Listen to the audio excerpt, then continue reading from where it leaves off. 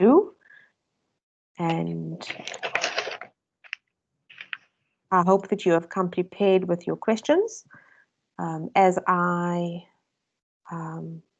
requested in the WhatsApp group, just telling you that I'd like it to be as interactive as possible. I have prepared a presentation, but I'm very happy to discard, or rather set aside the presentation and then deal with your questions. Bearing in mind that the final date for the report assignment is due on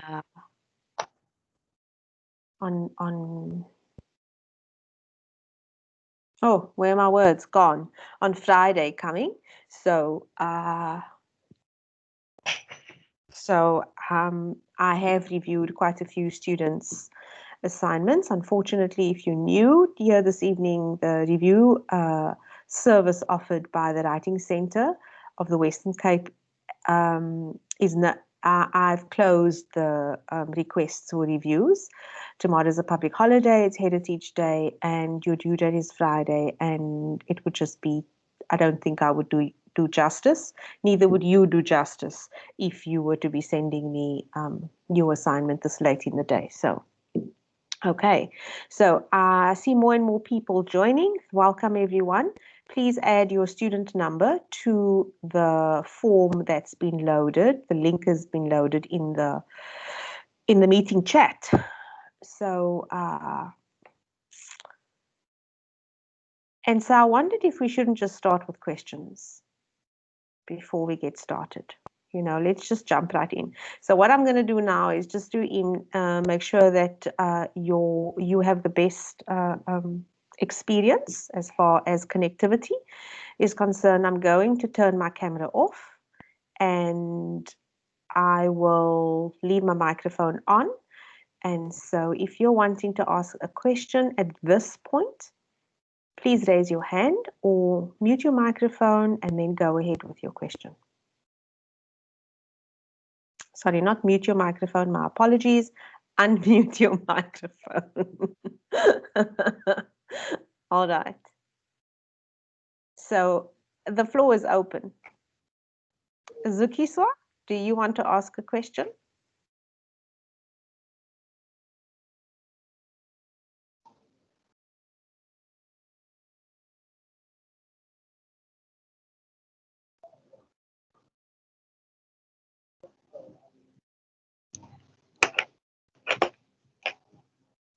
Hello, Zukiswa, do you want to ask a question? No, Leanne. Okay. I'm struggling. Can you hear me that side? Yeah, I can hear you. Can you hear me? I can hear you. Yeah, I can hear you clearly. I'm going to mute your microphone from my side, okay? Okay, please. All right. Okay, there we go. Okay, so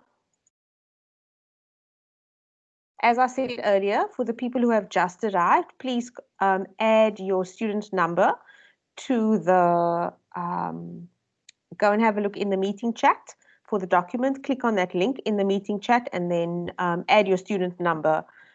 This is the way that in the virtual classroom, this is how we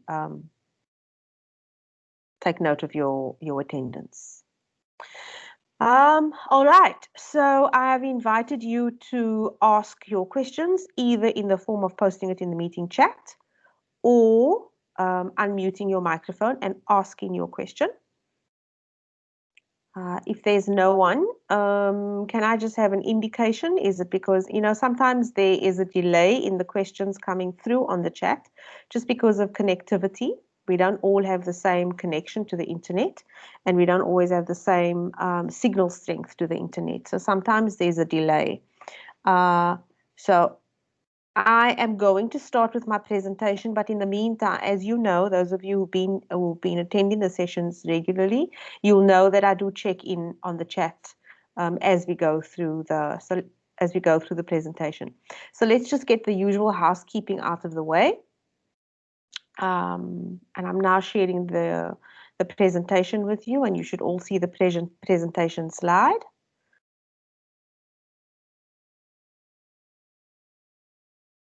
Okay, so welcome to the session this evening. This is the usual housekeeping that we all, just to make sure that our experience is as best as can be, where we always log in using the Teams app. Your microphone muted always, unless when you need to ask a question. Your camera off, and the reason we ask for the cameras to be off is that it uses a lot less data than just the audio. Remember, you having to stream the visuals from my side and everybody else's visuals, as well as the audio, and the same applies to everyone else, and that just uses a lot of data, and it also needs a very good internet connection. So it's just easier if we just use audio. Your student number to be added to the register using the link in the meeting chat, which I've spoken about twice, and I've posted that link there. Then, of course, the chat function. It's an interactive space where you interact with me via the chat.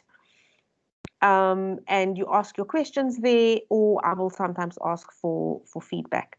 Going forward, if you're having any technical issues with downloading Teams or anything like that, email ctntut@unisa.ac.za.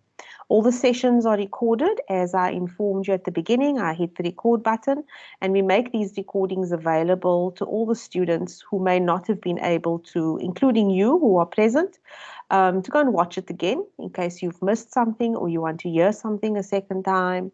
And of course, it's available to anyone who wasn't able to attend at this time, today at 6 o'clock, etc. At the end of the session, I will post the link in the meeting chat again, asking you to complete the evaluation forms. And it's really important that you take some time to complete that document.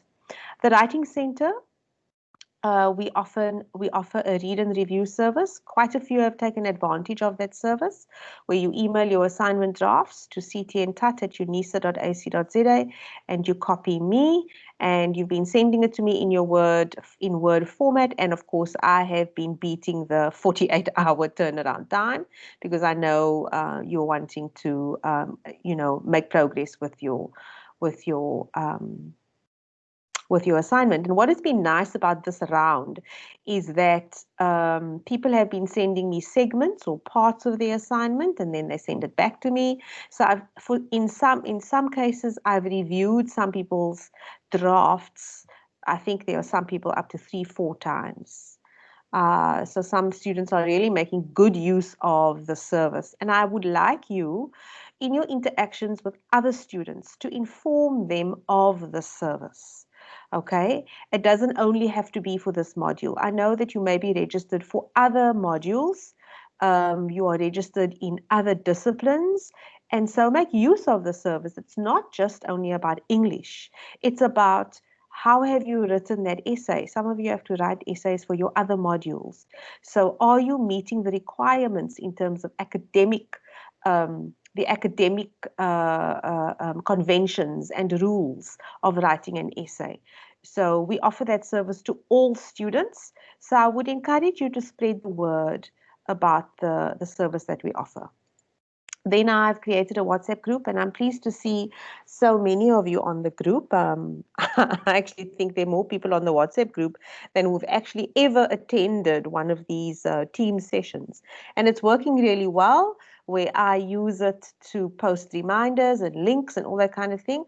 And, just sort of gives you some idea of what's coming in a session. But some people have been asking me questions in the group chat, and then some people have also been private messaging me, and we use voice notes, and it's been working really well there too.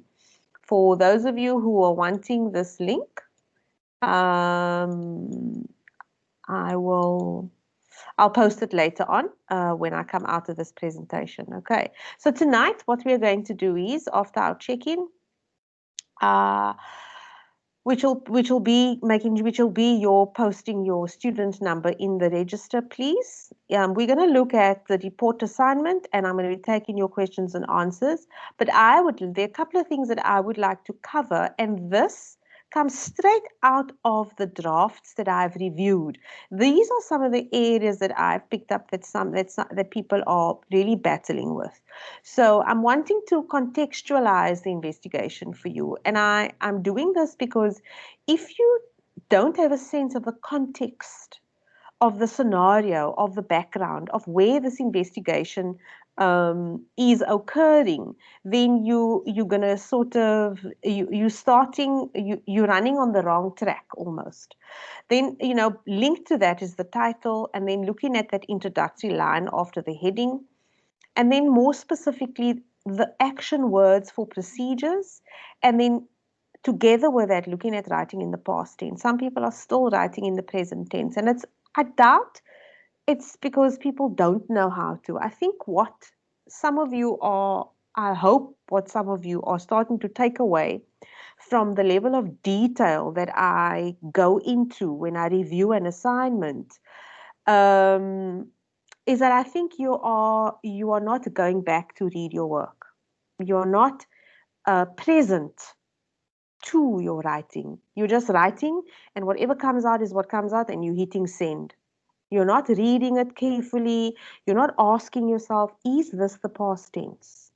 Have I written this? Is this a finding? Is this a procedure? You just banging it out there into a Word document and sending it off. And that's not quite the way to approach it.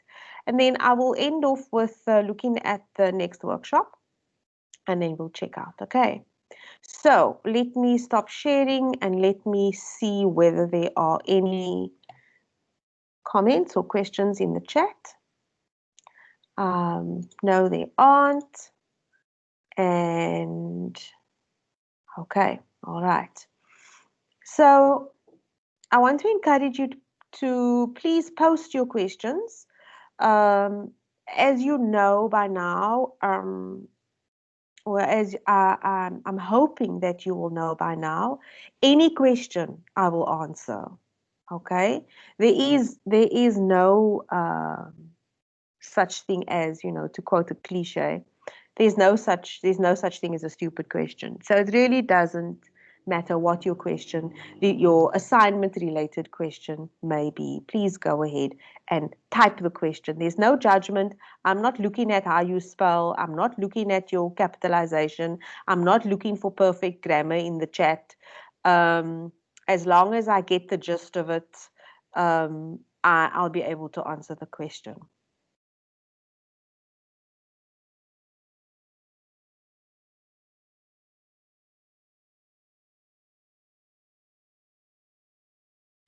All right.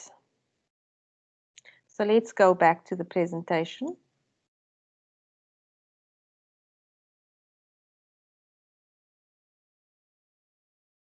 So let's start off with contextualizing this imaginary unit for educational advancement. So I thought the best way for me to contextualize it for you is to give you the layout of how the South African government works. Okay? So you have national government, you have national departments, and national government is responsible for policy, um, legislation, all that kind of thing. Then you have a second layer of government called provincial government. And you'll see I have the 1, 2, 3, 4, 5, 6, 7, 8, 9 provinces in the country. I have those laid out. So each of these provinces have what is called a provincial government. Now, the reason I've attached or I've earmarked the Western Cape is that we live in the Western Cape. I'm assuming everyone here is from the Western Cape, because all students who are registered in the Western Cape at UNISA have been sent the invitation to tonight's session. So this imaginary unit for educational advancement, the reason it's imaginary is that it doesn't really exist in the real world. This is the real world. This is the real world. The unit for educational advancement is a is a make-believe or an imaginary unit that sits within local government. In our case, it would be the city of Cape Town if you live in the metropole. So it depends on which suburb you live in Cape Town, and then so your municipality or your local government would be city of Cape Town. But there are smaller municipalities if you don't live in a metropole, for example. So along the west coast, I think you've got your own municipality. If you're living along the Garden Route, you've got your own municipality. There are smaller municipalities and districts that exist, but they operate on the same level of local government. Okay? Now, this unit for educational advancement could possibly exist within the city of Cape Town, local government, the entity of the city of Cape Town, or it could exist in any of these other little smaller municipalities or districts. So it's important that you understand this, because from what I'm reading in your reviews, in your drafts that you're sending to me, is that some people are mixing up national government, what's the word? National government mandates, okay? Mixing up provincial government mandates.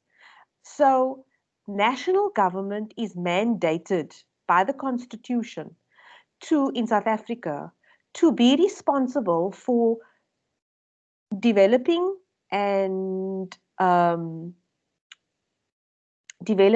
for example, the national educational policy in our country. Okay?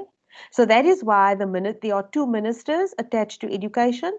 There is the Department of Basic Education, and then there is the Department of Higher Education and Training. And they each have their own minister. And those ministers operate at national government level. Then you've got filtering down from national government. You've got similar entities. Okay, so for example, you will have the Western Cape, the WCED. That is the Western Cape Education Department.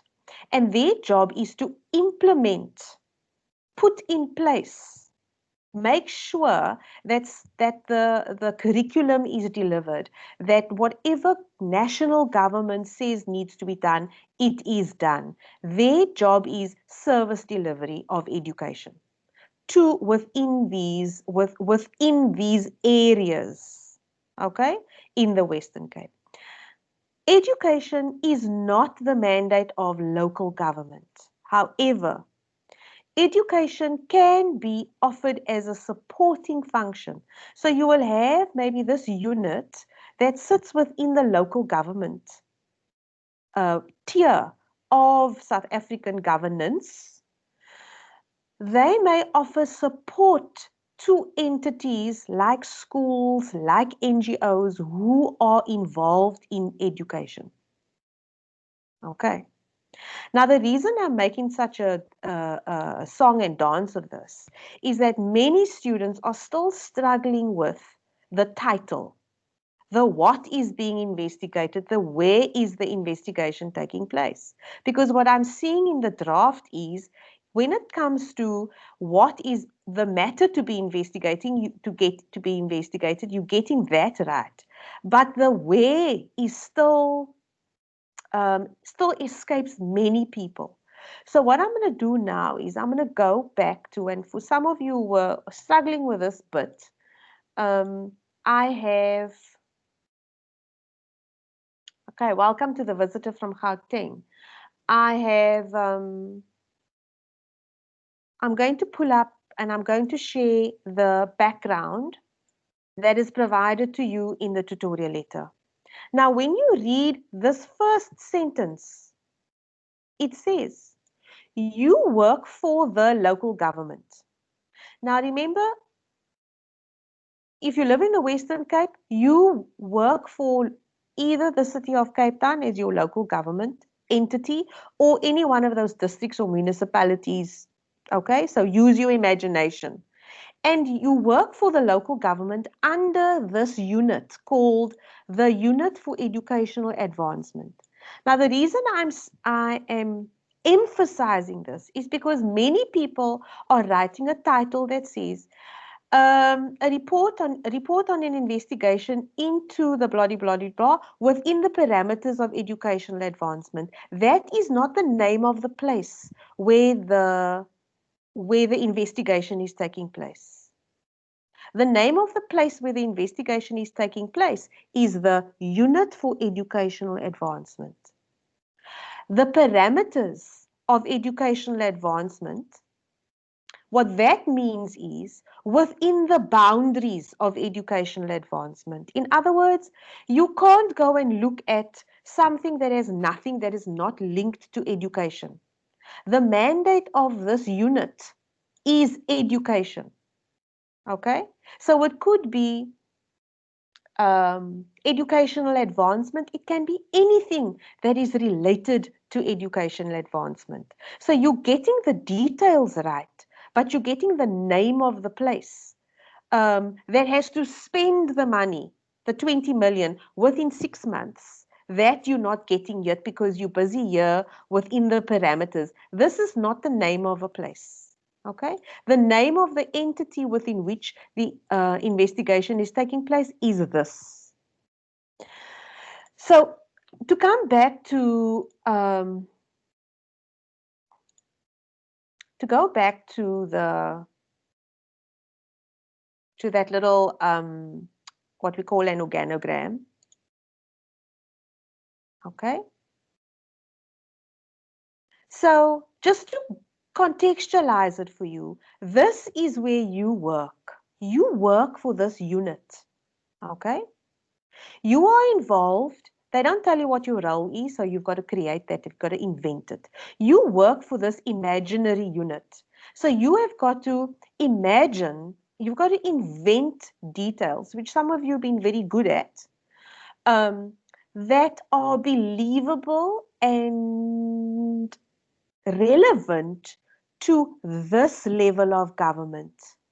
What some of you are talking about is going to do procedures that are busy in other provinces, which is not what the brief is saying. The brief is saying you work in local government.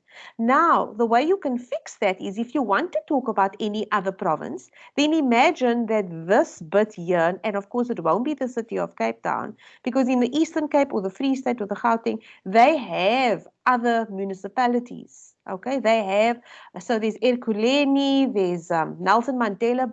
The Eastern Cape, I think, is Nelson Mandela. I can't remember the rest of it, but you get the idea. Okay, this Gauteng has got the city of Johannesburg. I don't know what KwaZulu-Natal's one is. So you can choose any one of these provinces. Not province. You can choose any local government. It doesn't have to be necessarily the Western Cape local government, but you are operating here. So this unit is so far removed from national government. So saying a procedure or saying a conclusion or a recommendation that government must spend more money. Which government? Provincial government? National government? National government has got nothing to do with your little unit. Maybe they are sending the money, yes, okay, but this unit is still responsible for the expenditure, the budget, and the projects within which they spend on which they spend money. So I want to hear from you now whether this makes sense to you and whether you now have a clearer idea of the context within which this investigation occurs. And I want to hear it in the chat, or you post your questions. Give me some kind of idea that you're finally getting it.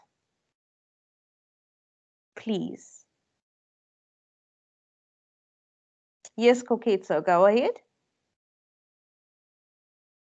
Thank you, ma'am. I just wanted to find out in regard with whatever that you have discussed with us now, if everything Yes. that we need to talk about is it within the region that we are in?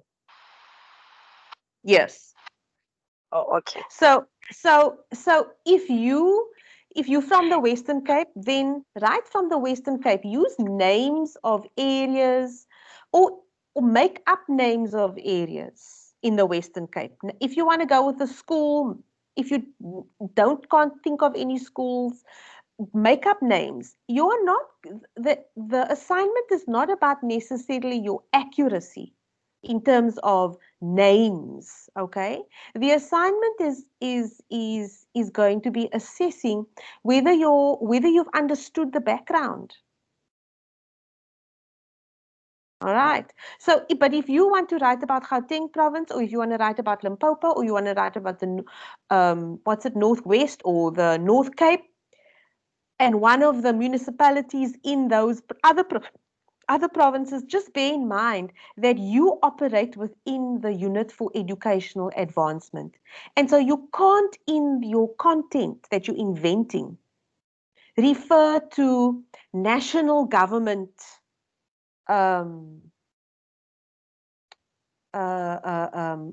responsibilities. You can't be referring to provincial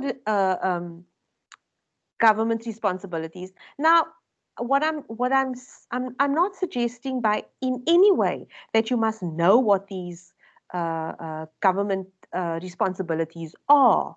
All I'm saying is that in your conclusions and in your recommendations, it makes no sense for you to be talking about the unit of educational advancement, spending this 20 million rand surplus within 6 months, and you're talking about things that must happen in another province, or that must happen at national government, or suggesting that, using a word like a broad, unspecific word like government. Which government? And really, the unit for educational advancement has no power really to lobby. They could lobby government, but they must go through the right channels to lobby government for more money. Okay. So Willie Keza is saying, it's clear, and I was thinking I was doing the wrong thing, but you're on the right track. That's great. Okay. Is there anyone else here who wants to talk about that? And Koketso, thank you so much for your question. The only reason I wanted to bring it to everyone's attention this evening was that I was just seeing too often in the title, and then of course in the terms of reference, the terms within the parameters of educational advancement. And that's not the name of the entity in which this investigation is taking place. And that's all I wanted to communicate very clearly to you. And I'm hoping that everyone is now understanding. So can I get a thumbs up from everyone, or a smiley face that you all get it? It will be really great to get something from you.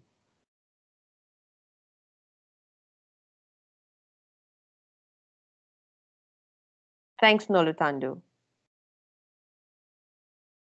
Smiley face. Okay.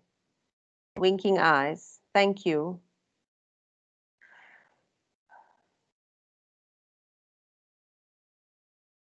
Okay. All right. Okay, so excellent. So of course, if there's anybody who's still feeling a bit uncertain, now's your last chance to ask questions. Like I said in the WhatsApp group, tonight is your last opportunity to get clarity around the assignment and what it's actually all about. Okay. Tomorrow, and I mustn't forget to just say this up front. Tomorrow, I will not be available on the WhatsApp group. I will see messages, but I will not be responding. It is a public holiday. And I will only respond to those questions or the request for clarity and that kind of thing on Friday. Okay, so so just use the time tonight to ask that question if you're wanting an answer today. Thanks, Richard. Okay.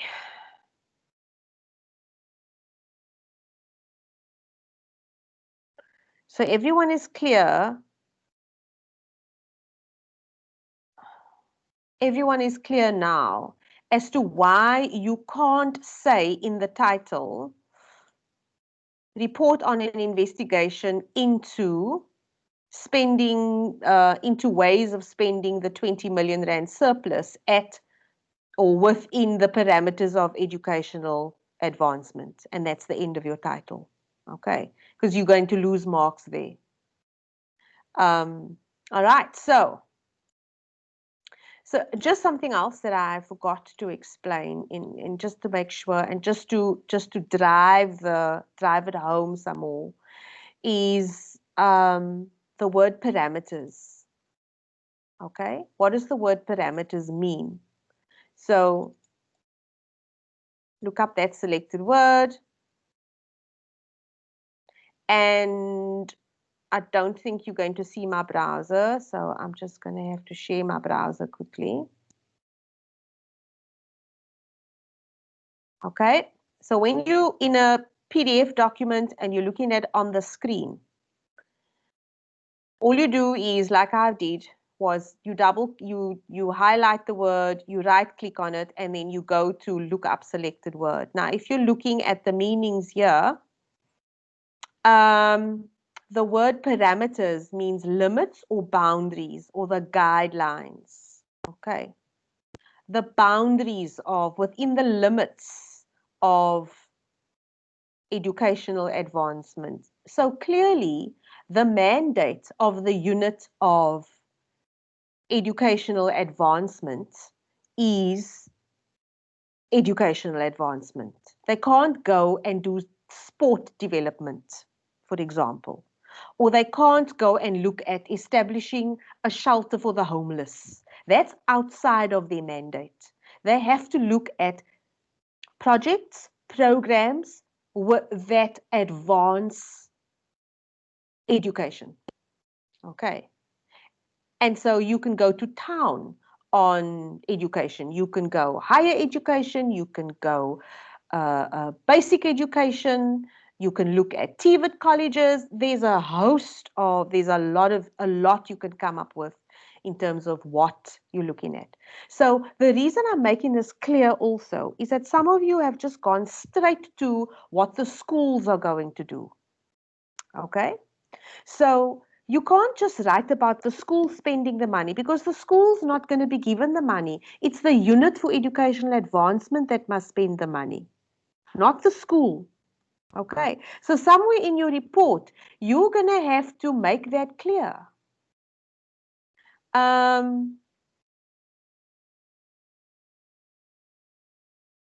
If we go back here, and if we wanted to add, if you wanted to add another little box here underneath this unit, you would have, so some of you have come up with projects for schools, some of you have come up with projects for universities. So I think there was somebody today who was writing about universities across the country, in every province. And so I realized, and I don't know if I can't remember who it was, and that's not important. I hope that person's here this evening, that you can't be writing about this little unit that's getting money from local government, that got its money from the province, that got its money from national government, that there's no money, there's no ways this unit has the operational logistical budget, the human resources capacity to offer services nationally, because we haven't been told that it works, that it operates on, we haven't been told that it has a national footprint. So going to look at universities across all the provinces cannot be, it's not believable because it's not within the boundaries of the city of Cape Town. I hope that makes sense. Okay, so you've got to be quite specific here. It must be a project or something that is located locally, in a suburb, in an area that is of interest to you, maybe, in a place of learning. It doesn't have to be a school. It can be an NGO. It can be an early childhood development. It can be creches. It can be anything related to educational development. So I'm hoping that that's going to help you then with your title. So if we look at the terms of reference, okay? So obviously, at some point, you're aware of the fact that your part of your title is inserted into your terms of reference. So if you got the title wrong, your terms of reference is also going to be, you know, um, is also going to be problematic, because you're going to be talking here about the parameters of educational advancement, which is incorrect. So just bear that in mind. Are there any comments or questions at this stage?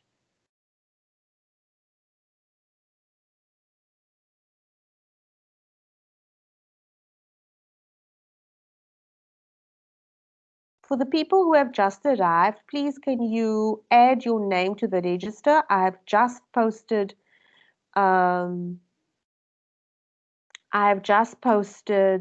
the register in the meeting chat.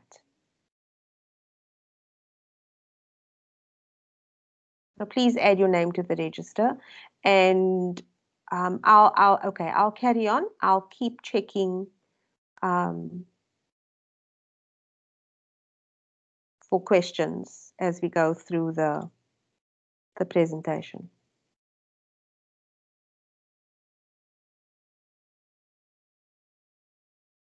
Okay, so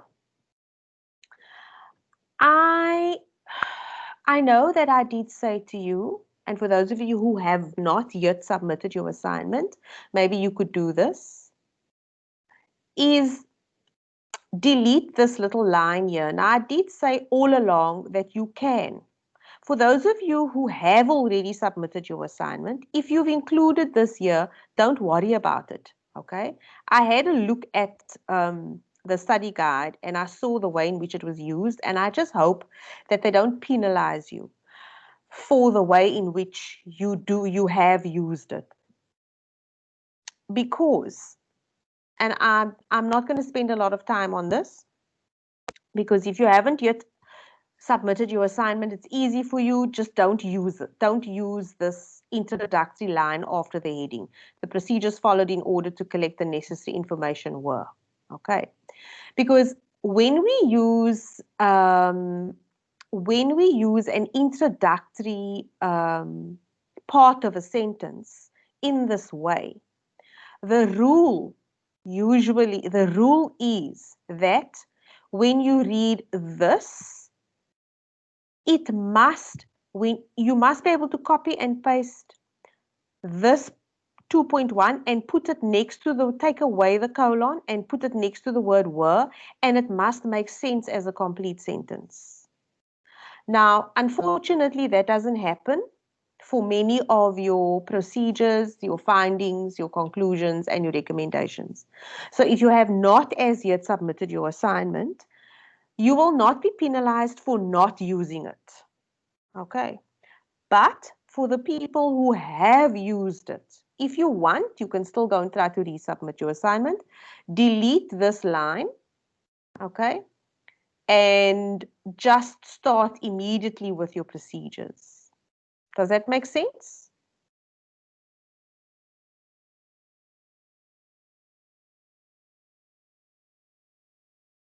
Can I have an indication whether everybody's followed? Okay, all right. Anybody else? Thank you.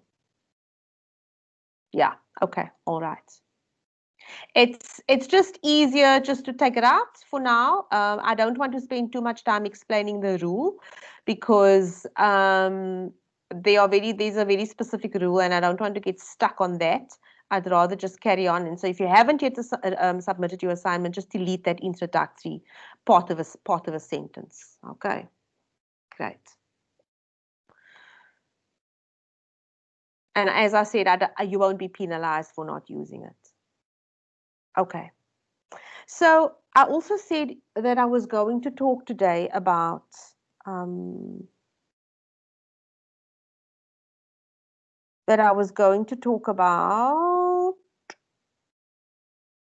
action words and verbs for procedures and writing in the past tense.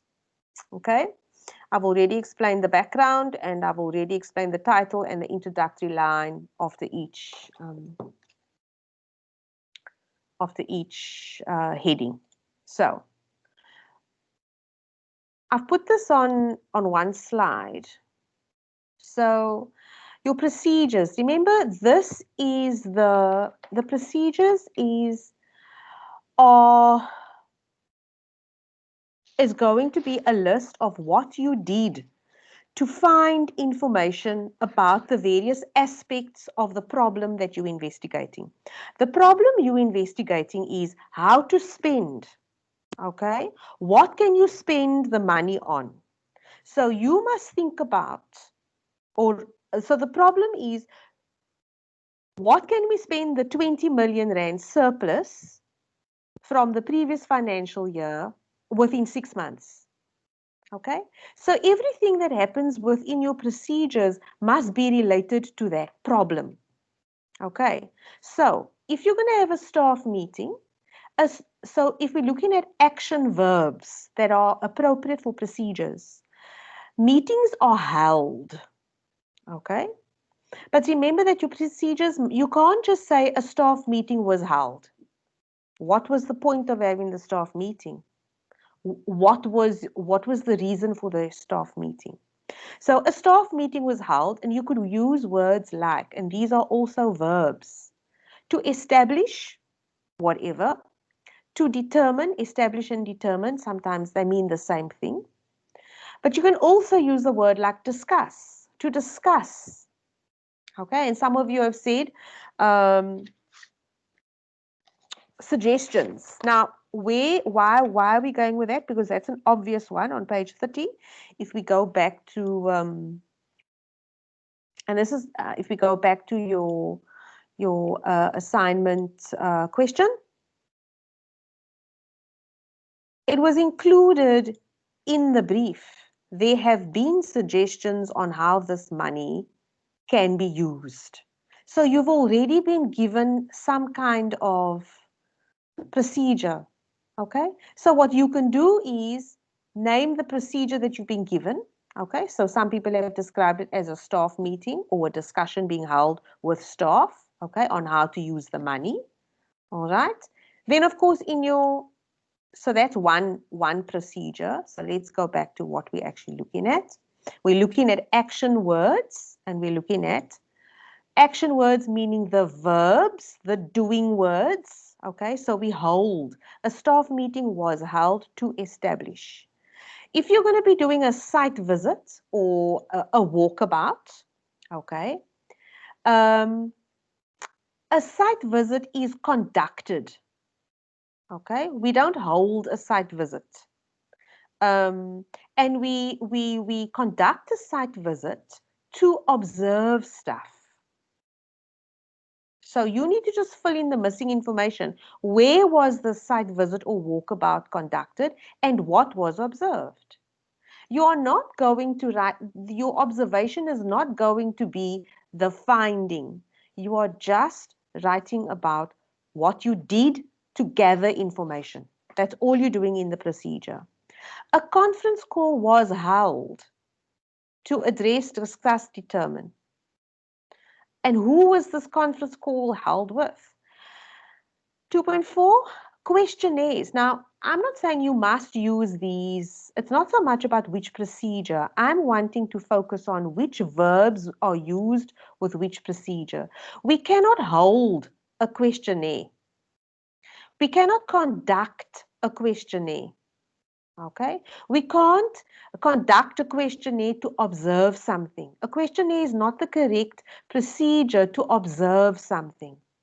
Okay, so you need to think carefully about your choice of procedure. Use the appropriate doing word or action verb, okay, to describe what you've done with the questionnaire. But then you must also say why you've used questionnaires, okay?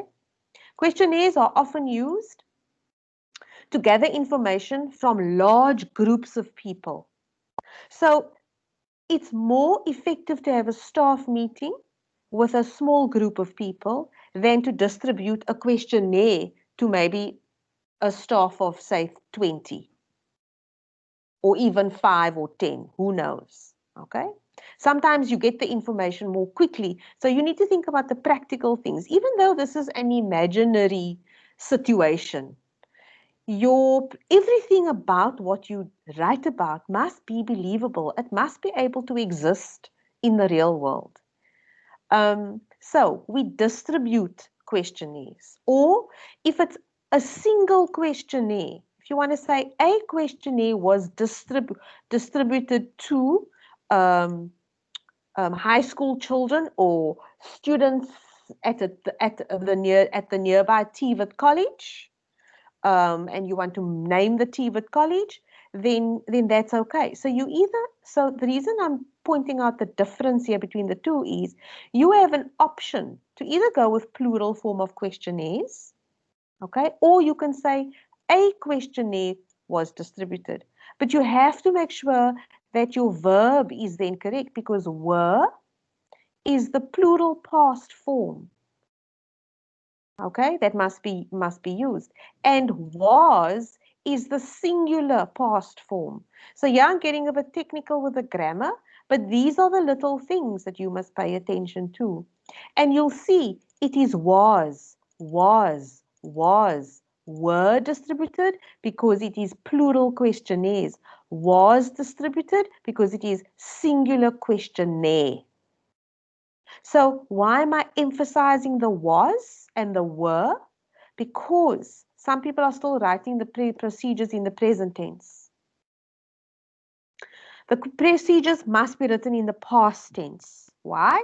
Because at the point of you writing the report, you've done this already. You are reporting about on the staff meeting. You are writing in your report about this site visit that was conducted. So it must be written in the past tense. And if you don't write it in the past tense, you're going to lose marks for, and I'll show you where you will lose marks.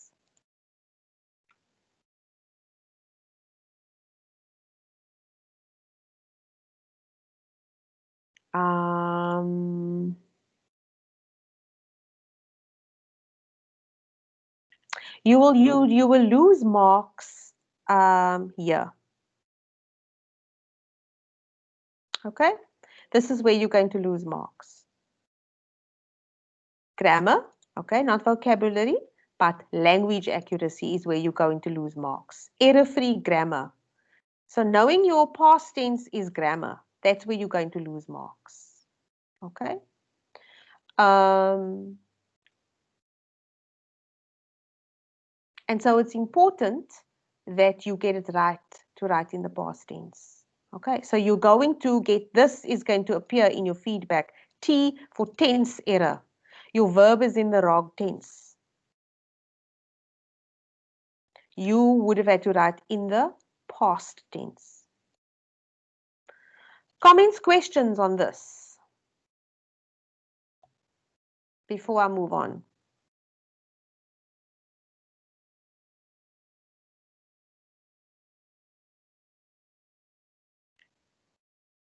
Because I'm now going to move on to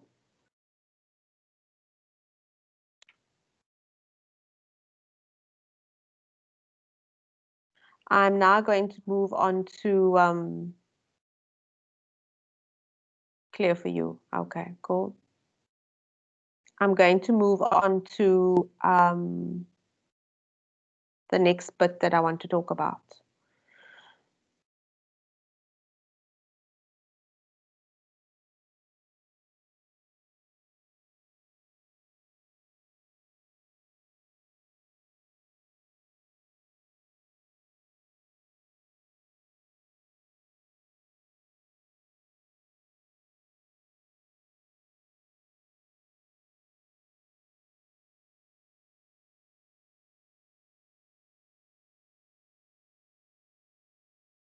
So we've covered this introductory line. I've suggested that you delete it, okay, and then just have heading 2 procedures, and then just go straight into 2.1, and then to write about the procedures. the list of actions, what you did, the various ways in which you obtained information to inform your conclusions and recommendations.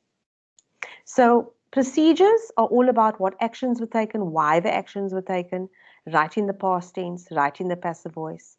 There are examples of procedures on page 48 and a minimum of 4. Okay. Please, I cannot say enough. Read the examples in your study guide. Read the examples of procedures and the way in which those procedures are written. It's really important that you get it right.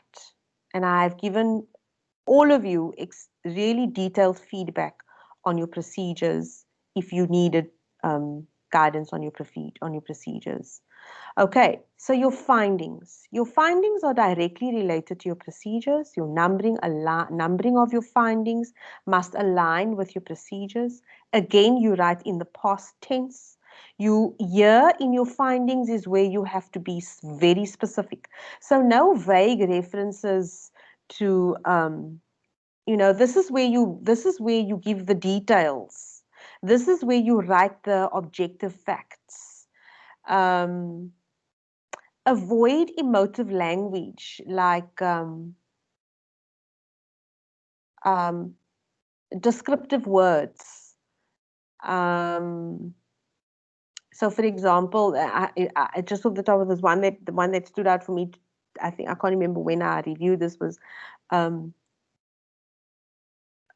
Students diligently completed the questionnaire.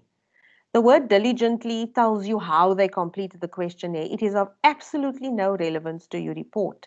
And so we don't use words like diligently, but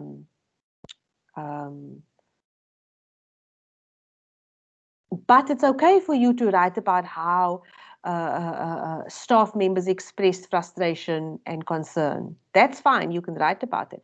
But descriptive words, so adjectives, we don't really use in our findings. So I'm going to go to a Word document, and I think I've shown you this. Okay. All right, Noluthando, what were those points that I made? Tell me. I'm seeing Noluthando saying, picked up 2 helpful points you made. Super awesome. What were the points, Noluthando? Do you want to elaborate?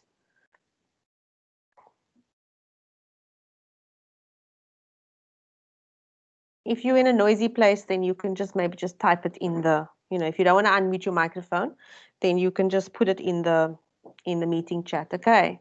I'd like to hear what the points were. So I'm going to go to a Word document now, and some of you may have seen this example before. This is taken from a former student for this module's writing. And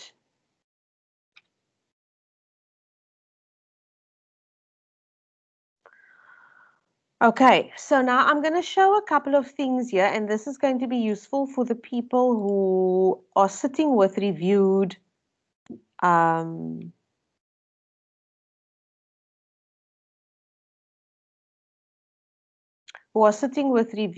assignments.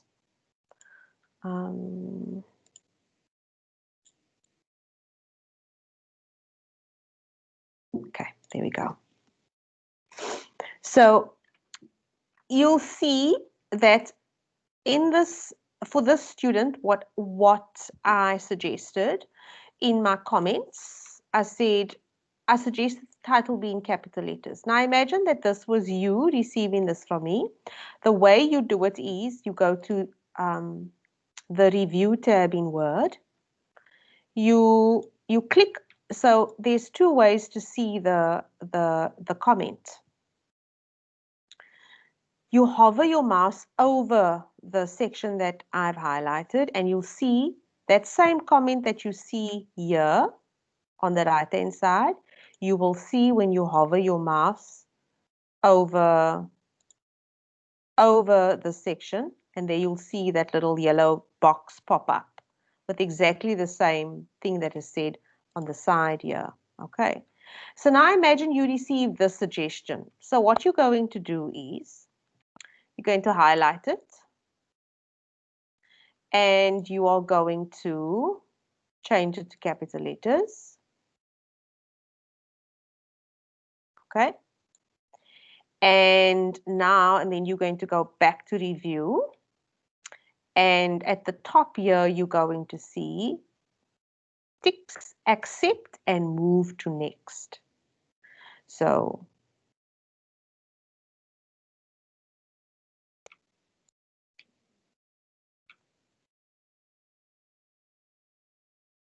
why is the resolve one not coming? So we're going to accept it, accept, and move to next. Okay, and then this you can just delete and it will disappear. Okay, so there we have the students writing about a report on investigation into the past. This is last semester's a report assignment. So terms of reference was all good, and you can see here how I'm just going to highlight that. You can see here why the title is so important, because if you look at this part that I've highlighted here, it is a repetition of the title. Okay? So it's really important to get your title right.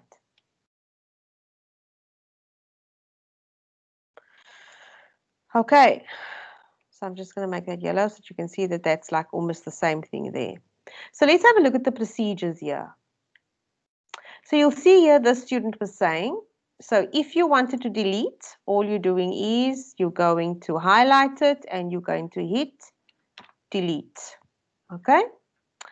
So my question to the student was, why were the questionnaires, so what were they hoping to gain from the circulating the questionnaires? We don't want to know what the findings were. I wanted to know why the questionnaires were distributed to the editing staff and the chief editor. Okay. So the student needed to add that information there. So now imagine that the student now went and added the information. Once you've added, so here you would add things like, remember to all included, so you could use words like I used in the slide earlier, to find out, or you could say to determine, which means the same thing as find out, or to establish, and then, you know, complete, and then come up with something that you wanted to find out from using the questionnaire as a tool.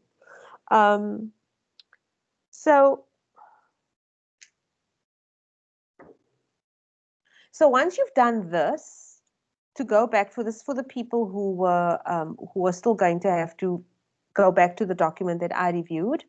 So once you've done that, to get rid of this, you just go resolve. You click resolve, and resolve means you've fixed it, you've addressed the comment, and then you delete the comment. And there you have the change implemented. Then, so questionnaires were, look at the tense, were distributed. Okay, past tense. Interviews were conducted. Past tense. An issue, the issue was brought, past tense, to the attention of the chief editor and management. Now, in this instance here, management needs to be with a small letter. Some of you are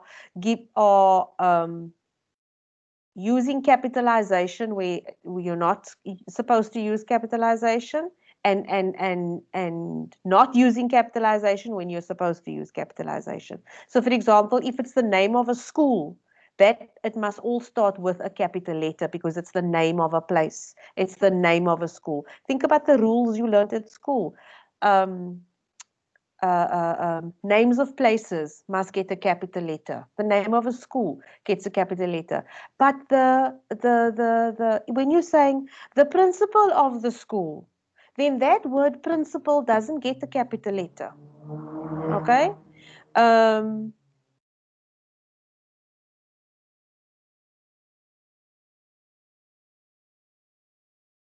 So the issue was brought to the attention of the chief editor and management in a detailed discussion via a conference call meeting.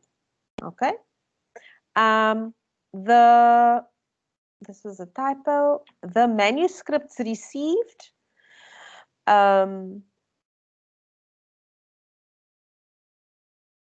the community members were analyzed and compared past tense. Okay? Do you see that? So now let's have a look at the findings that flow out of the procedures. Again, I'm going to just delete this.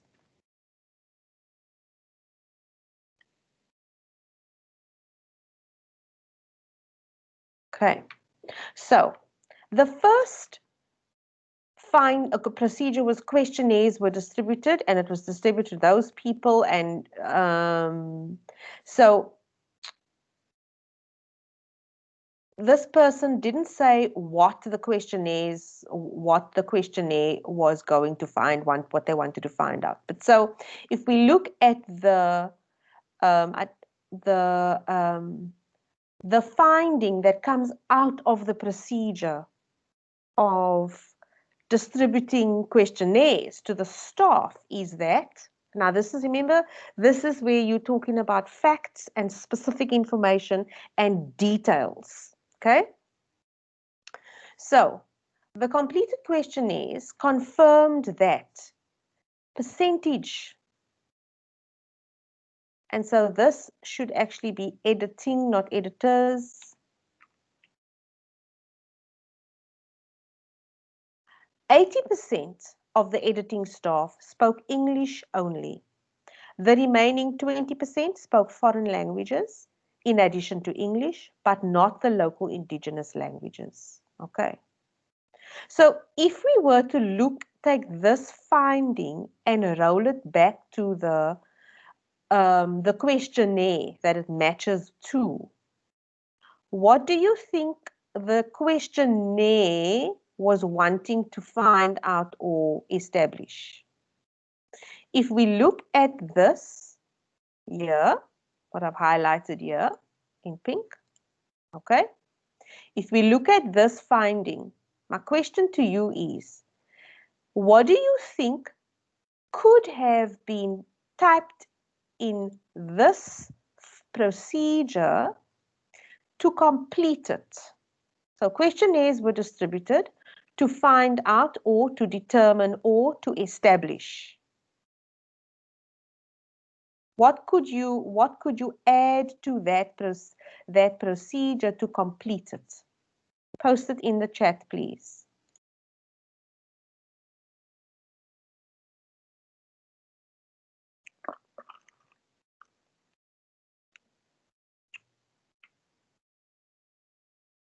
Sorry, I apologize. I'm going to share it again so that you can see it.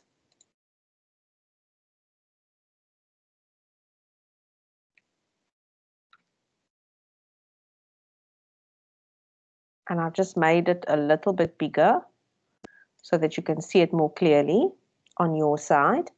Okay, so remember your findings line up number for number with your procedures. So 2.1 procedure refers, or rather 3.1 finding refers to 2.1. So my question to you is, what could you add to this procedure to complete it using the information that the student typed here in the finding. Put it in the meeting chat for me. What do you think? They might have said they wanted to find out.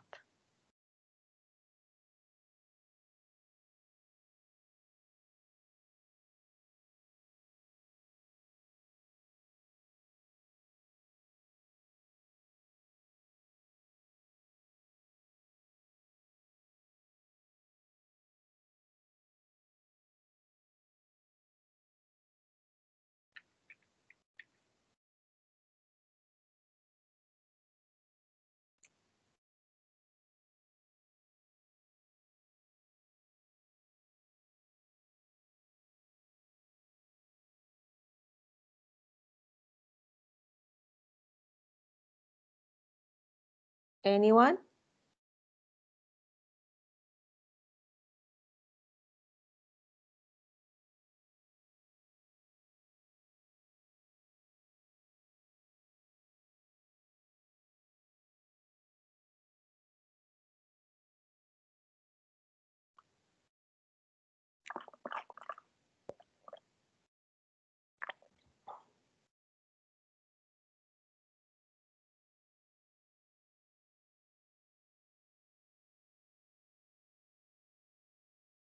So if this was the details about the finding, what could you add to the procedure here to make sure that it tells you more about the information that they were wanting to find out from the editing staff through the questionnaire?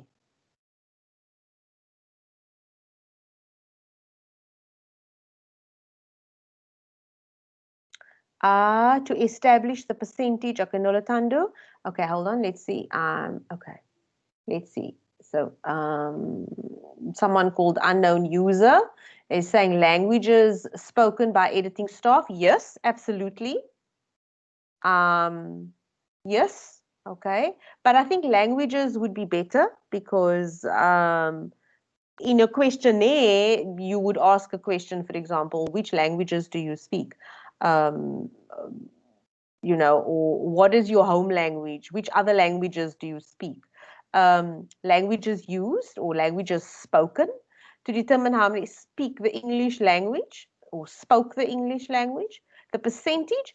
So Nolotando, yeah, so instead of saying the percentage, you can say to establish the number of staff members who spoke the local indigenous languages. Yeah. Yeah. So for those of you who posted those questions, well done. I mean, sorry, the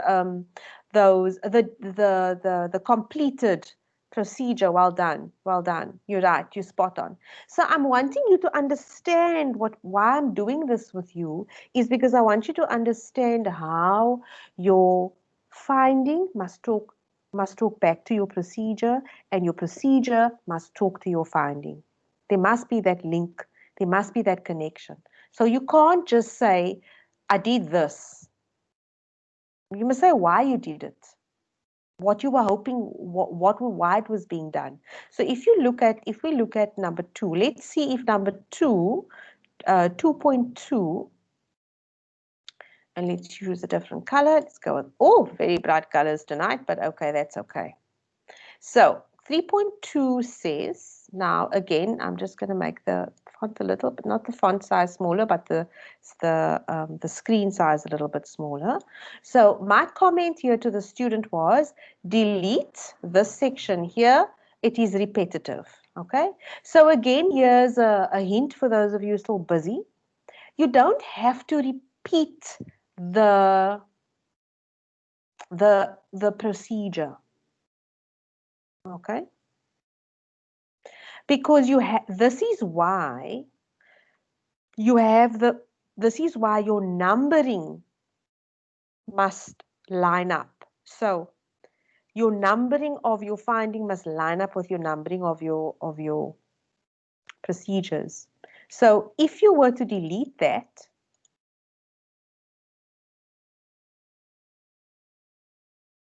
okay, And again, I'm wanting to go back to the review tab, and I'm wanting to go, it was resolved, it's fixed, and now I want to delete the comment. So this then is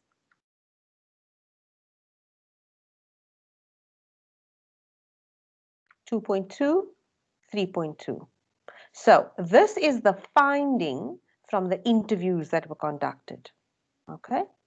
So based on the numbers, the numbering used, the finding from the interviews that were conducted with the editing staff to narrow down the possibilities of a solution to the problem of English editors who were unable to oversee projects in a different language.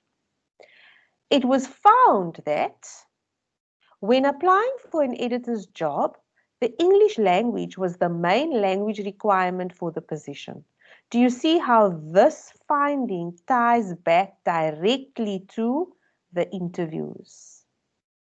Okay, so let's test number 3.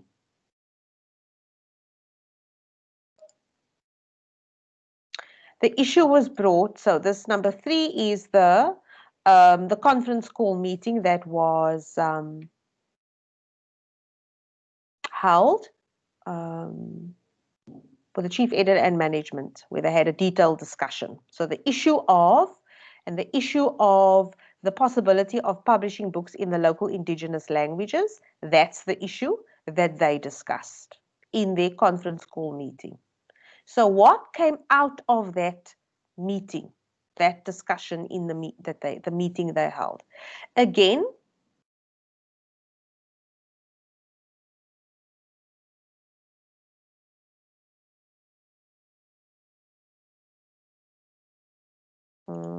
let me just see what's going on here. Why is this not making sense?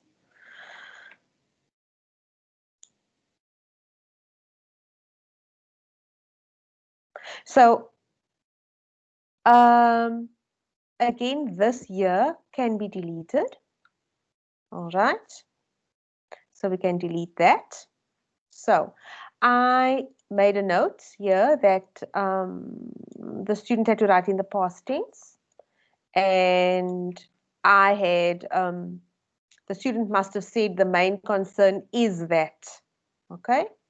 So if we're wanting to resolve that issue, we can resolve it and we can delete the comment. So the main concern was that the editor staff was, that should be the editing staff,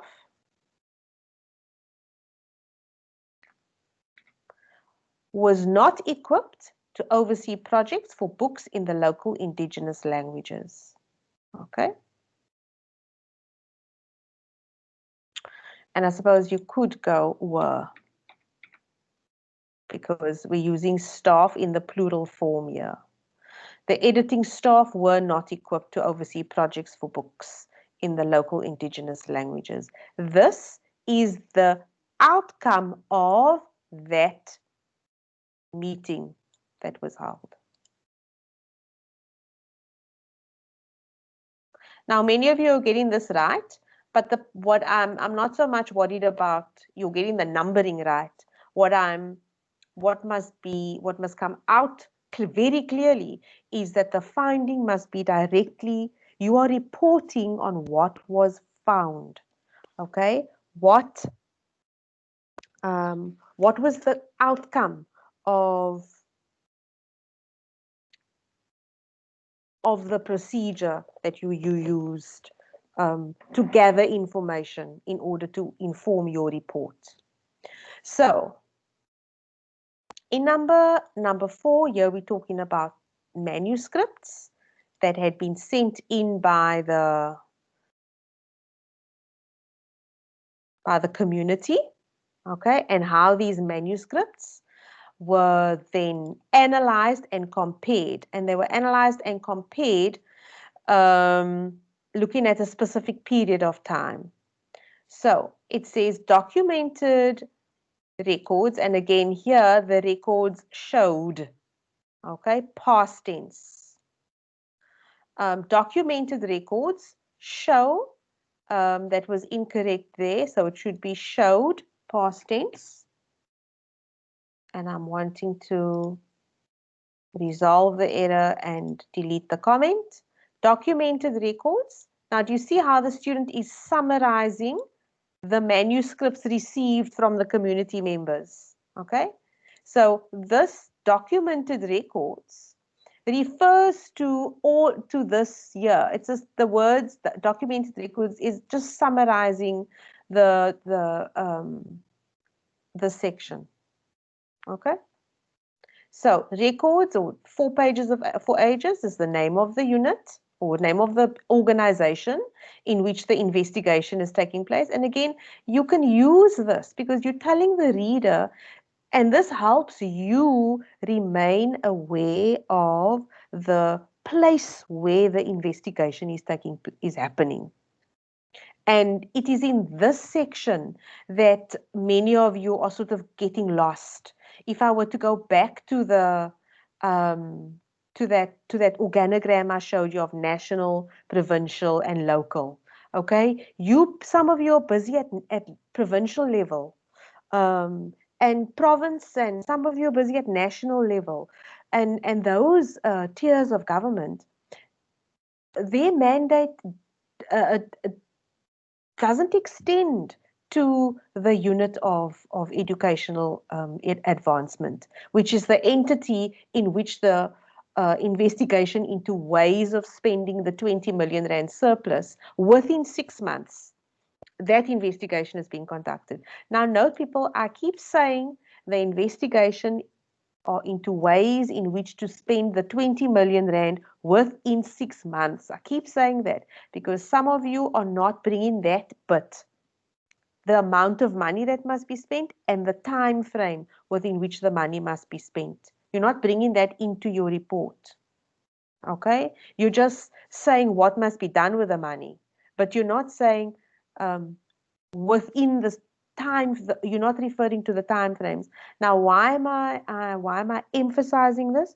Because the marker is going to want to see that detail in your report, because it says so in your background. It says this amount will be returned to the financial coffers, meaning it's going to go back to province.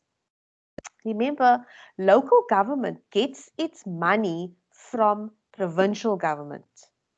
Okay? Province gets its allocation from national government. So if the unit that sits within local government doesn't spend that money within the 6 months, as stated by the auditors, the money is going to be returned to the provincial government and they won't have the money. So it's important for you to bring that little detail into your conclusions, into your recommendations. Okay. So what was the finding here that came out of this analysis and comparison? It showed that local indigenous language manuscripts have been increasing by 45% over the past 12 months. Now, do you see the level of detail to which the student went? She indicates a percentage. She's giving facts. Of course, we know that this is an imaginary editing company. These are imaginary numbers. These are imaginary, this is an imaginary scenario. Okay. So let's now have a look at the, we're going to delete that line. Let's have a look at the conclusions that come out of these findings. Now, this student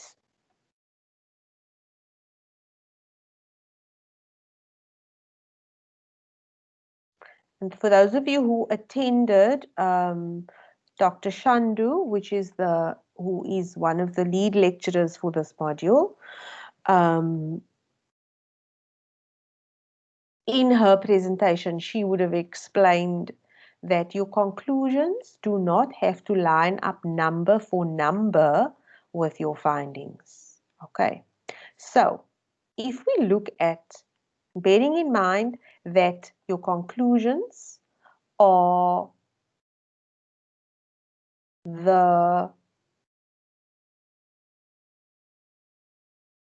comes directly from your findings.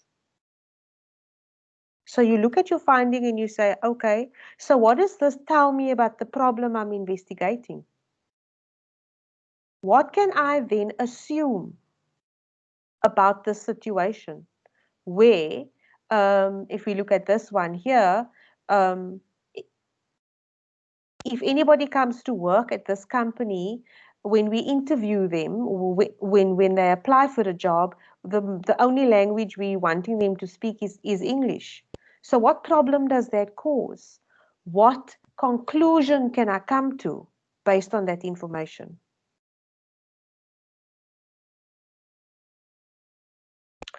So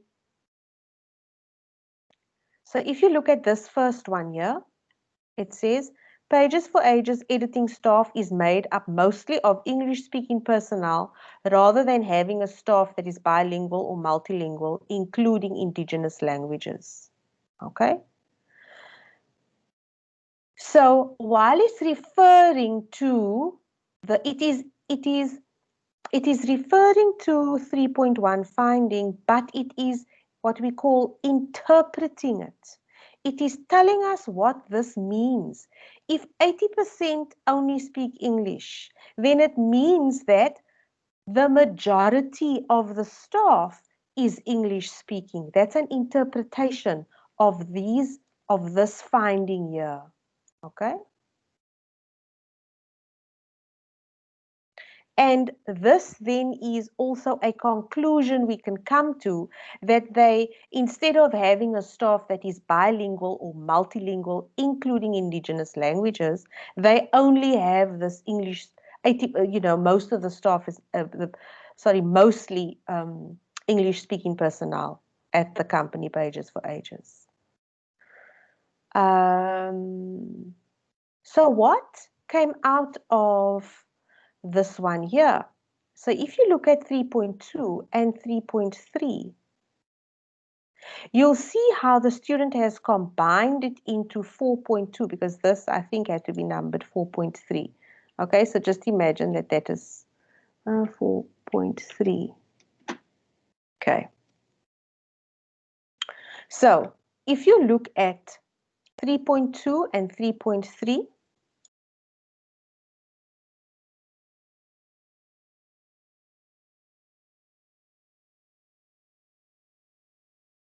I don't know if you can see that. Maybe I must make that.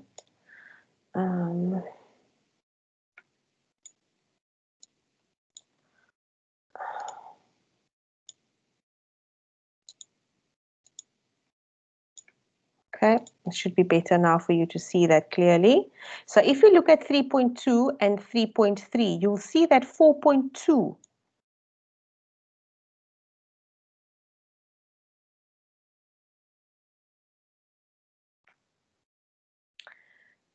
the student has combined or has summarized the finding into this one conclusion based on this information here.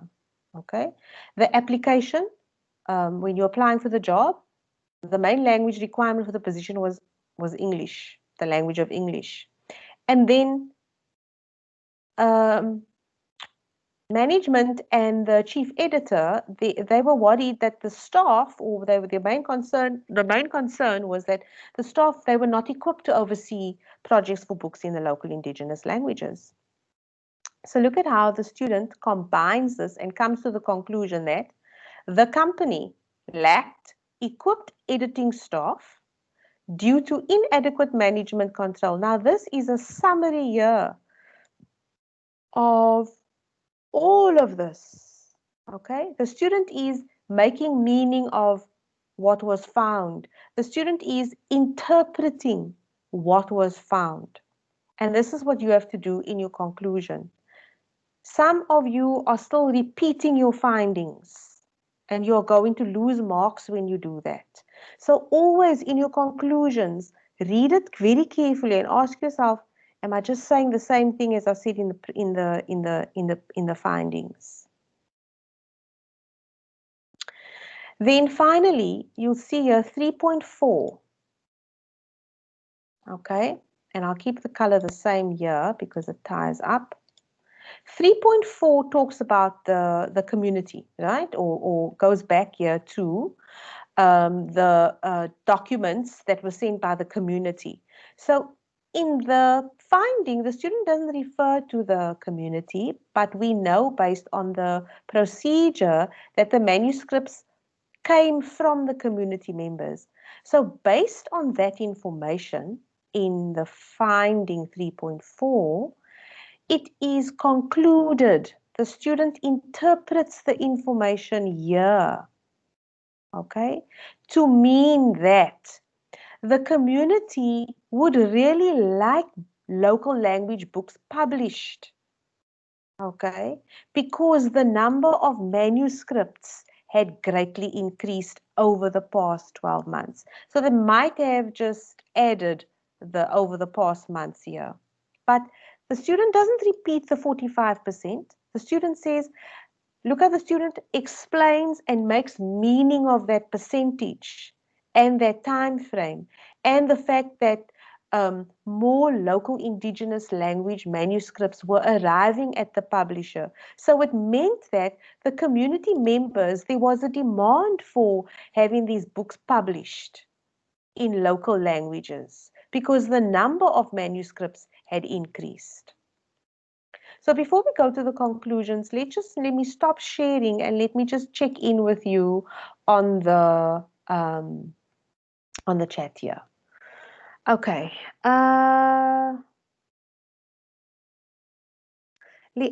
is asking, can talking about the time frame be a recommendation, or do you need to add it in the existing recommendation on its own? Look, it depends on how many recommendations you have, and you need to think through whether a time frame can be attached to a recommendation. So, can a school be built in 6 months? Realistically, no. But you know what? Some of you have said that, go with it. Can renovations be to a school building be done within 6 months? Possibly, you know. And remember, 20 million to me and you, ordinary people, that is a lot of money. But if you're looking at a school and costs of buildings, 20 million is not a lot of money. Um, so try to be realistic in your projects or the programs that you want to spend the money on, and also have the time frame being realistic. So if it's a school feeding system or children's uniforms or an aftercare class where the person's going to be paid, it's a 6-month contract that the person is going to be employed on, and the person's salary is going to be included with, or you're going to add another couple of aftercare sessions with more tutors, and you're going to get outside people to come and entertain the children on a regular basis, and you're going to add whatever. All of that can add up to 20 million, and you don't have to be doing some serious sums. You can just use percentages, where 20 million is 100%, and then make sure that your recommendations is the percentages are split, realistically split across your various recommendations. Okay. All right. So I was checking in to see whether you had any comments or questions here with regards to findings and conclusions.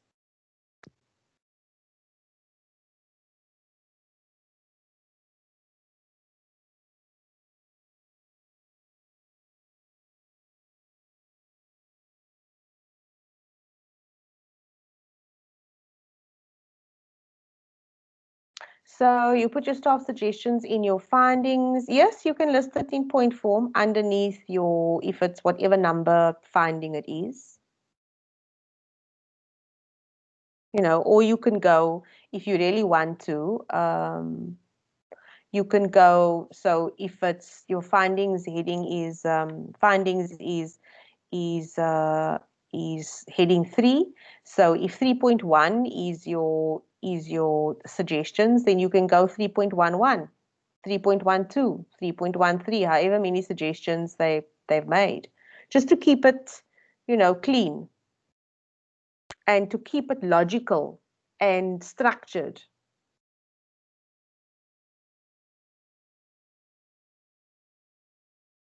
Any other comments or questions at this point?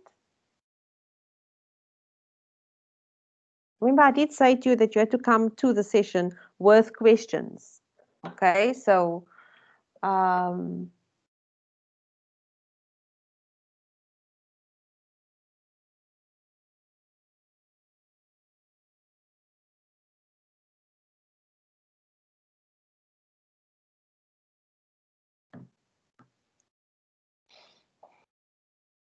just going to mute my microphone. I just need to, while you're thinking about your questions or posting your questions in the chat, I'm going to mute my microphone.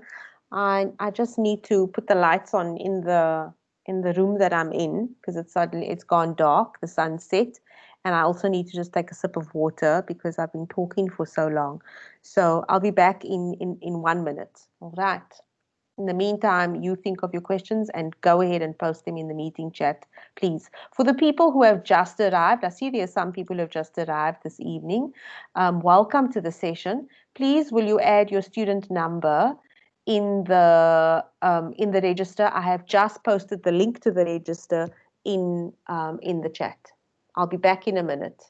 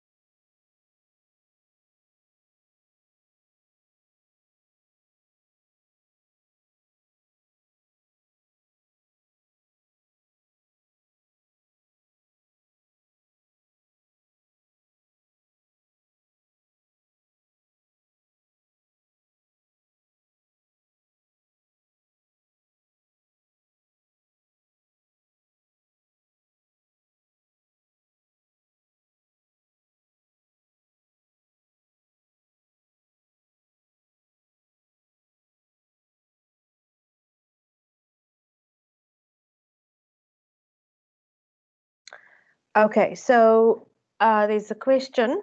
I'm back. So there's a question that says, I'm planning to choose one suggestion from our findings. Do I put this choice under my recommendations? Yes, you can, but remember it needs to follow through into your conclusion also. So it must go from your finding into your conclusion, into your recommendation. If that makes sense.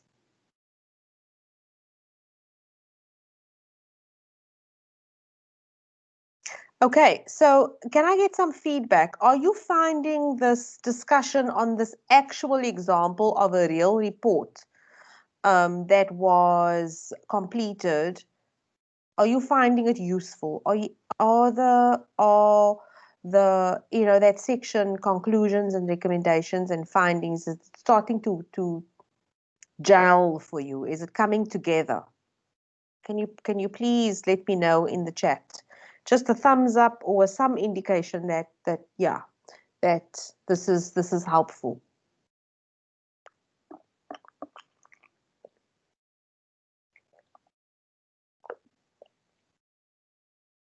Okay. Thanks, Koketso, saying it makes sense.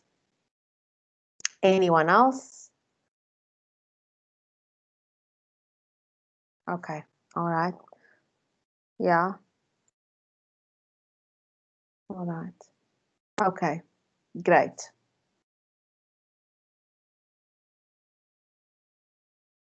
So thanks for your feedback. People are saying it makes sense, very, very useful. The example's really useful. It's practical. For me, it's very helpful. Okay, excellent. It's, the reason I ask for this feedback is And I'll just unmute, activate my camera again. The reason I ask for the feedback is that it's very difficult, as you probably also find it difficult, to be in a virtual space, and I don't see any faces. I don't have the benefit of your body language. I can't read your facial expressions or your body language. I don't know whether this is interesting to you or not, whether this is useful to you or not. So that's why I rely so much on your reactions in the chat, because it gives me some feedback, because I don't have the benefit of that face-to-face communication that we might have had if we were to be in a face-to-face situation. So this is why I keep asking for feedback. So I really appreciate the students who are taking the time to give me some indication that it's helping them. Thank you. All right, so let's go back then to this example, and I see we have 20 minutes left, and that's okay.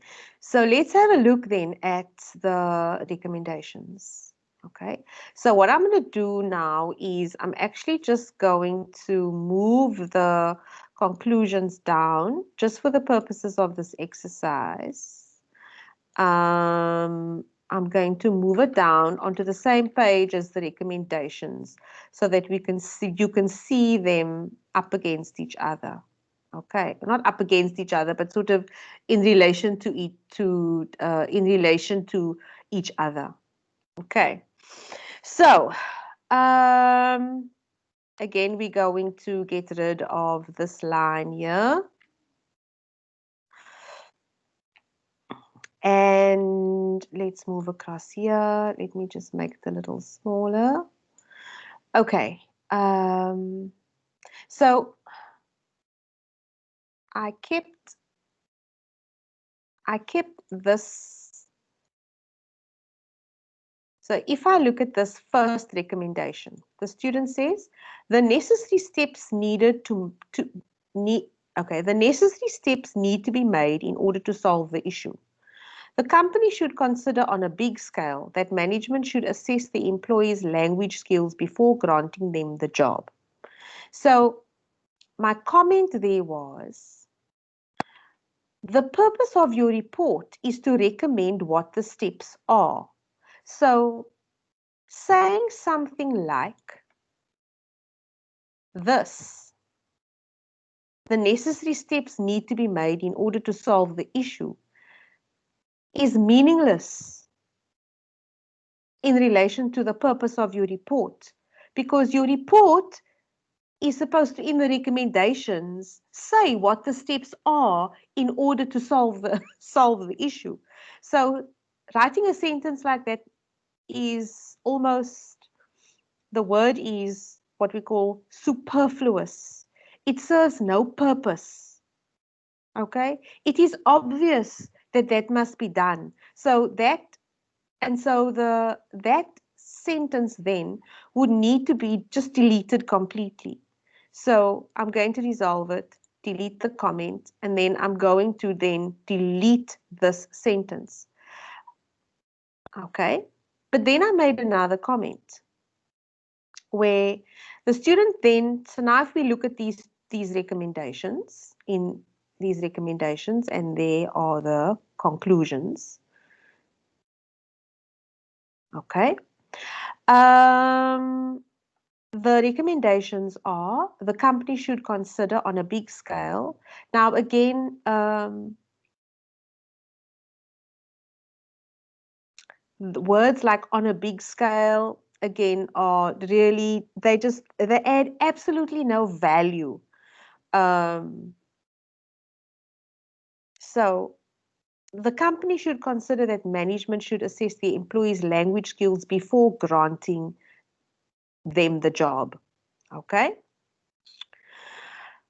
So that's one of the recommendations that comes directly out of this conclusion. Do you see that? All right. Then it says it is recommended that Pages for Ages amend and review their job application requirements when referring to language skills and communication skills. Now, again, you can take out the one skills and just say to language and communication skills. So my suggestion, so if you look at these two recommendations here, they come directly out of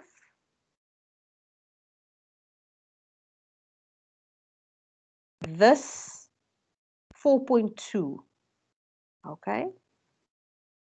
But it also deals with 4.1. All right, so my suggestion to the student was you could combine these two recommendations because they both deal with what management should do regarding employees and employment.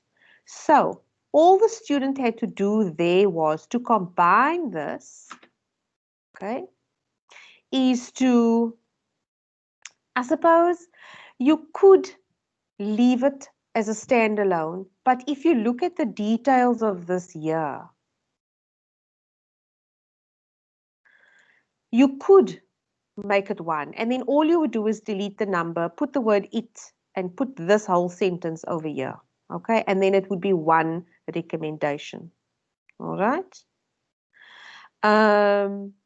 Because assessing an employee's language skills before granting them a job is somewhat related to amending and reviewing the job application requirements when referring to language. So it's just details. So it makes sense for those two to go together. Does everybody get that? Okay, Ethan is saying, my problem is with terminology. Yeah. Look, so all I can say to you there is you've got to read more. Okay, you're not going to have to read reports more, but the terminology will come the more you read. And if you read what you enjoy, it's just having vocabulary at your disposal. And one of the reasons I have an extensive vocabulary is because I read from the day I could read.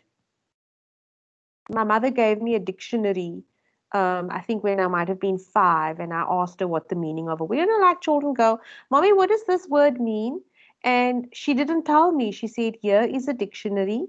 Look up the meaning of the word. And so, so that's what's helped me. And I am a reader. Now I know, you know, it's something that becomes that reading is a life skill. That's what I believe. It's a life skill. So it's really important. And that's what's going to help you with your terminology. I see the comment there. It was nice to see my face. It makes things real. Yeah, usually when I get to the end, I also, just put the camera back on.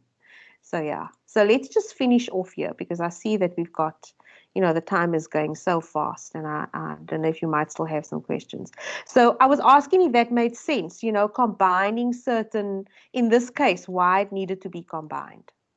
Okay, so again here, there was some really unnecessary information where that was to be deleted. And it was supposed to, the company should fund. Now, again, very important words. When we are writing recommendations, we use words like should. Okay, should. Remember, we are not in a position. And so this should here, it should be should. We are not in a position to instruct the people who are going to make the decisions here. Should amend. The company should fund and set up staff building courses.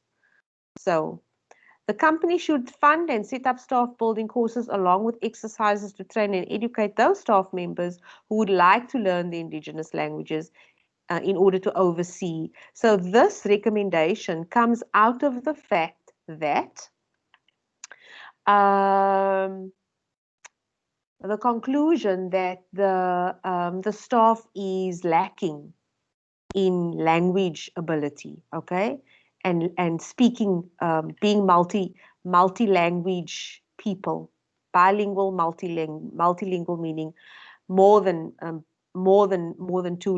many languages. Again, you can delete that. The company should broaden their publishing book range. And again, remember, you mustn't put this in bold. I'm just bolding it for you so that you can see the vocabulary you need to use. Okay? Should broaden their publishing book range instead of only English, giving the community what they want. Okay?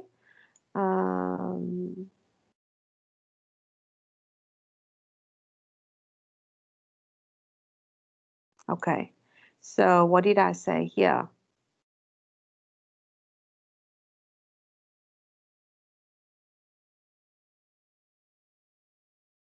So I suggested that the student delete this bit. So let's delete it there.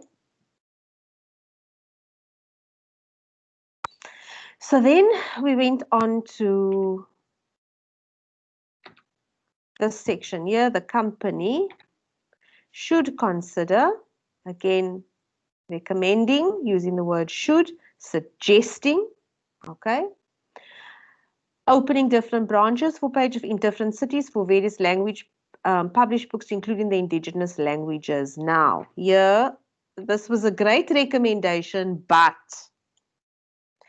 my comment was, what is this recommendation based on? Now, you have gone with me through the procedures, the findings, the conclusions, and now the recommendations. So my question was, what is this recommendation based on? Nothing in the procedures or findings point to this recommendation, because suddenly the student threw in the fact that they must open branches in different cities for various language published books, including the indigenous language. Nowhere in the report, in the conclusions, nowhere in the procedures or the findings, neither in the procedures was there anything that was related to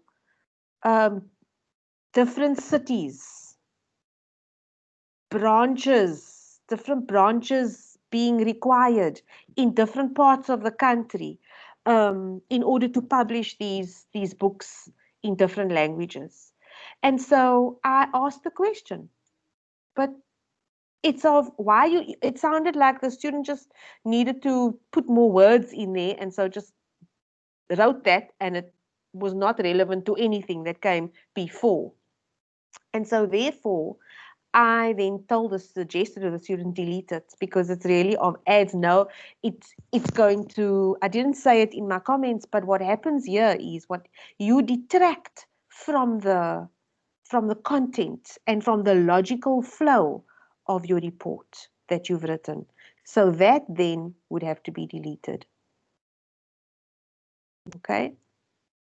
So again, we would resolve the comment, delete the comment, and then I would delete. And that's where the report would end, together with the compiler's details and the date of submission. All right. So I've spent quite a bit of time outlining to you a real example of a report that was written by a student, and some of the pitfalls that some of you are facing, that you're still going to face because you might still be busy with some sections of your report. And the section that you probably will spend the most time on is going to be possibly your findings, because now you must make up this information. But you're probably going to spend a lot of time on your conclusions, okay? So your conclusions, just to recap, you must ask yourself, what do the findings tell me about the situation or the state of affairs being investigated? What do the findings mean in relation to what is being investigated? What is the reason for finding what I found? Now, again, you're going to have to make up, but it must be linked to your finding. And included in your conclusion, you can have a summary of what you found. So no numbering needs to line up. So the numbering doesn't have to line up number for number, as I showed you in this example of that students. Your recommendations must look to the future. What actions should be taken to solve the problem? Okay, so if we were to go back to that example, and we were to look at the action words, it's out of my share tray now, so let me just put it back there. If we look at the action words in these recommendations, should consider, okay, should assess, should amend and review, should fund and set up, should broaden their book range. So make sure that your verbs that you use after the word should are appropriate verbs.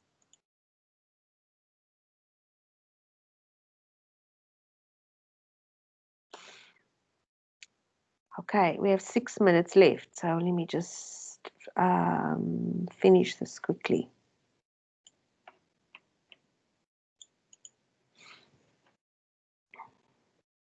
So the compiler's details are really simple.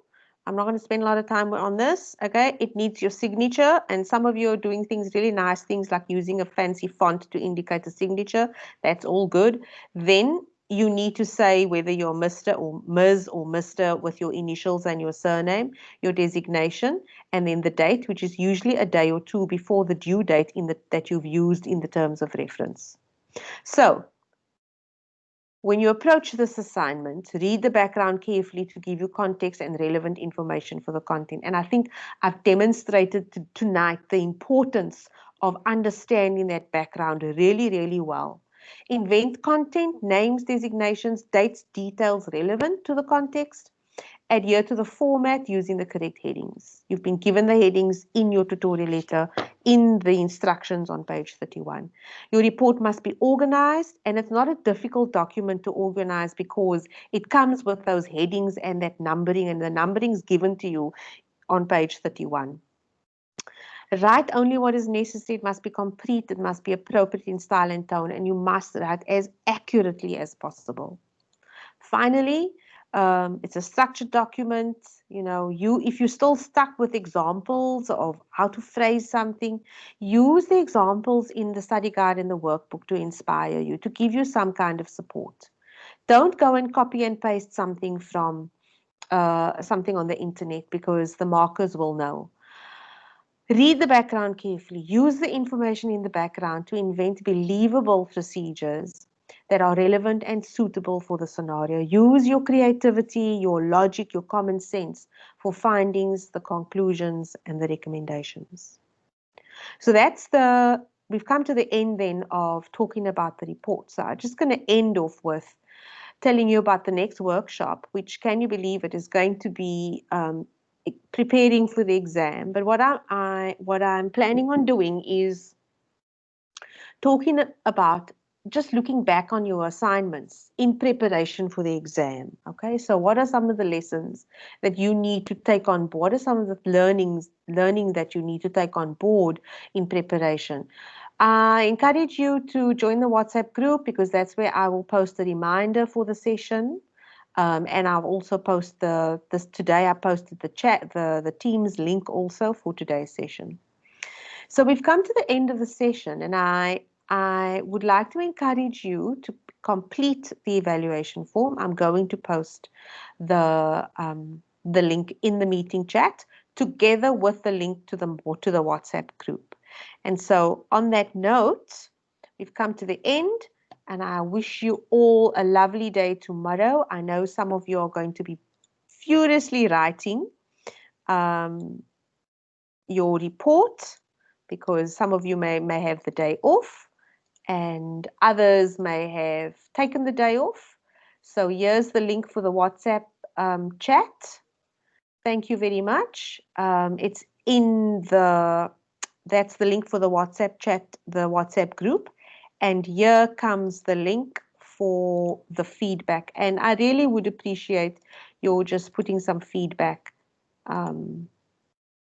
using that link that's in the chat there too. So, ladies and gentlemen, we've come to the end of the session. And again, I'll just put my camera on so that I can see you all. Or well, see you all. You can see me. And to wish you all a great day tomorrow. I hope you're going to take some time off and just rest and relax like I plan on doing. Even though I'm also a student, and I've got some work to do tomorrow morning before we hit the braai. So thanks very much for the wishes there, Willakazi.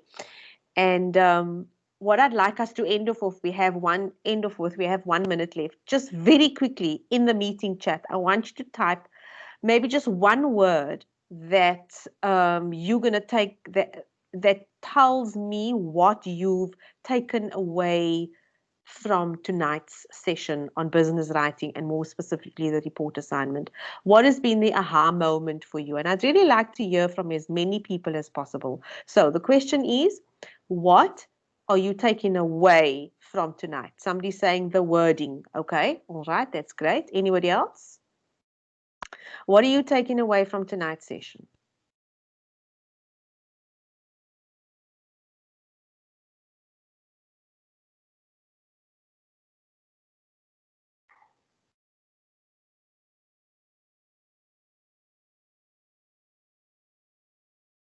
Using the past tense. Okay.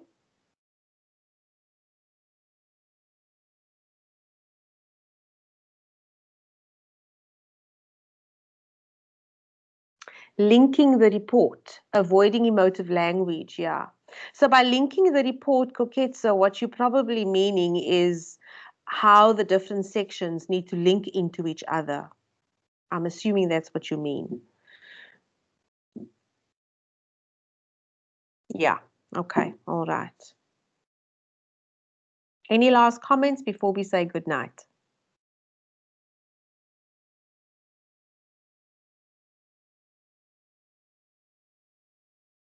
Okay, then.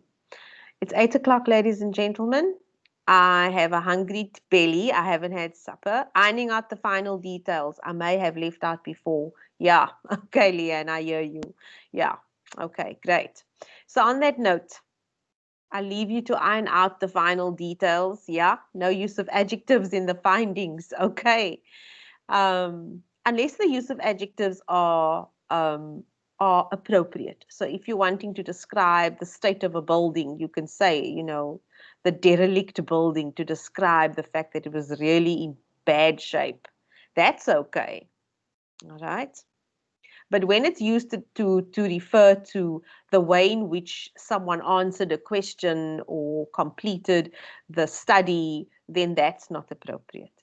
So on that note, ladies and gentlemen, good night. Enjoy the day tomorrow. I'm off to have my supper. It's a late supper, and enjoy the rest of the evening, and happy writing your report. Take care and stay safe. Social distancing, even though we're going to level 1 soon, yeah, the virus is not on level 1. So all of those good things, social distancing, wearing your mask, hand sanitizing, all very, very important. So good night, everyone, and take care. Stay safe.